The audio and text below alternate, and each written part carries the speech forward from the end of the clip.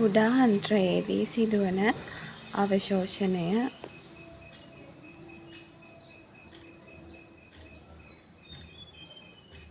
කුඩා අන්ත්‍රයේදී සිදුවන අවශෝෂණයේදී කාර්යක්ෂම අවශෝෂණය සඳහා ආන්ත්‍රික බිත්තියේ පෘෂ්ඨ ක්ෂේත්‍රඵලය වැඩි වී ඇති ව්‍යුහමය විකරණ 3.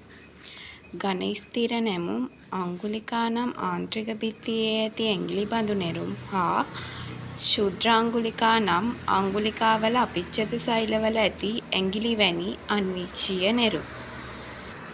මේ ක්ෂුද්‍ර අංගුලිකා ආන්ත්‍රික කුහරයට නිරාවරණය වී පවතී. ක්ෂුද්‍රාංගුලිකා ආන්ත්‍රික කුහරයට නිරාවරණය වී පවතින බැවින් බුරුසුමේ පෙනුමක් ලබා දෙයි. අපිච්ඡදය හරහා පෝෂක පරිවහනය සක්‍රීය හෝ අක්‍රීය ලෙස පරිවහනය විය හැකිය. උදාහරණ ලෙස ෆ්‍රක්ටෝස් පහසු කළ විසරණය මගින් අවශෝෂණය වේ. ඇමයිනෝ අම්ල, කුඩා පෙප්ටයිඩ, විටමින්, බොහෝ ග්ලූකෝස් අණු අපිච්ඡද සෛල තුළද සක්‍රීයව පරිවහනය වේ. ඉන්පසු මේ පෝෂක අපිච්ඡද සෛලවල සිට අංගුලිකා තුළ ඇති රුධිර කේශනාලිකාවලට පරිවහනය කරයි.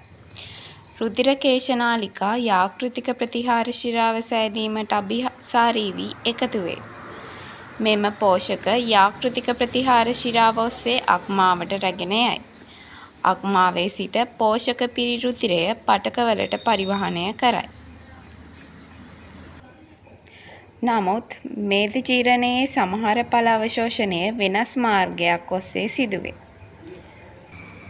මේද ජීරණයේ සමහර ඵල අවශෝෂණය වෙනස් මාර්ගයක් ඔස්සේ සිදුවේ.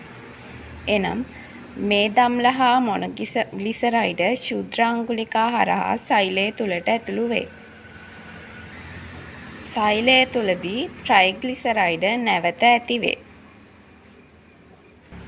ඉන්පසු මේ ට්‍රයිග්ලිසරයිඩ් නැවත සැකසී කයිලෝමයික්‍රෝන නම් වූ ජලයේ ද්‍රව්‍ය කුඩා ගෝලිකා තුළට අන්තර්ගත වේ. ඉන්පසු මේ කයිලෝමයික්‍රෝන පයෝලස නාලිකාවට පරිවහනය වේ. ඉන්පසු පයෝලස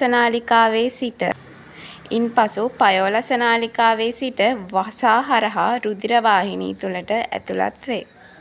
ඉන්පසු මේ කයිලෝමයික්‍රෝන සංසරණ පද්ධතිය ඔස්සේ දේහය පුරා සංසරණය වේ. පෝෂක අවශෝෂණයට අමතරව ජලය හා අයන නැවත ලබා ගැනීම කුඩා අන්ත්‍රයේදී සිදුවේ. සිරුරට ලබා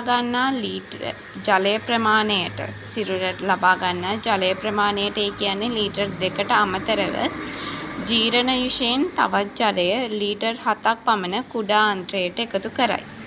මේ ජලයෙන් වැඩි කොටසක් ආශ්‍රිතය හරහා නැවත අවශෝෂණය වේ.